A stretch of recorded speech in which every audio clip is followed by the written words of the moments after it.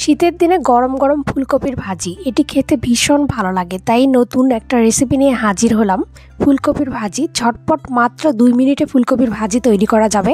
প্রথমে একটি কড়াইয়ে পরিমাণ মতো তেল দিয়ে দিলাম। তেলটা ভালোভাবে গরম হয়ে গেলে এখানে কিছুটা গোটা জিরে অ্যাড করে দিতে হবে। গোটা জিরে ফুটতে শুরু করলে এখানে অ্যাড করে দিব আগে থেকে কেটে রাখা পেঁয়াজ কুচি আর কিছুটা কাঁচামরিচ।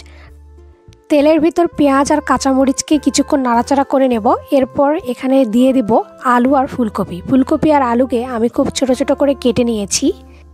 এখানে আমি আলুর পরিমাণটা কম দিয়েছি, আপনারা চাইলে আলুর পরিমাণটা আরও বাড়িয়ে দিতে পারেন। ফুলকপি আর আলু এভাবে ভাজা করলে খেতে ভীষণ ভালো লাগে। এবার খুব সুন্দরভাবে নাড়াচাড়া করে এগুলো ভাজা ভাজা করে নিতে হবে, তাহলে যে ফুলকপির গন্ধটা রয়েছে সেটা চলে যাবে। এগুলো বেশ কিছুক্ষণ ভাজা ভাজা করে নেওয়ার পরে এখানে খুব সামান্য পরিমাণ জল অ্যাড করে দিয়েছি আর পরিমাণ মতো লবণ অ্যাড করে দিয়েছি। এবার ঢাকা দিয়ে রান্না করে নেব 5 মিনিট। 5 মিনিট পর ঢাকনাটা উঠিয়ে নিলাম। এ পর্যায়ে জলটা পুরোপুরি শুকে গেছে এবং ফুলকপি আর আলুটাও খুব সুন্দরভাবে সেদ্ধ হয়ে গেছে। এবার এটা খুব সুন্দরভাবে নাড়াচাড়া করে ভাজা ভাজা করে নিতে হবে।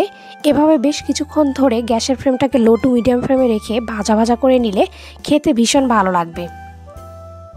আপনারা এখনও যারা আমার চ্যানেলটি সাবস্ক্রাইব করেননি তারা প্লিজ চ্যানেলটি সাবস্ক্রাইব করে ফেলবেন।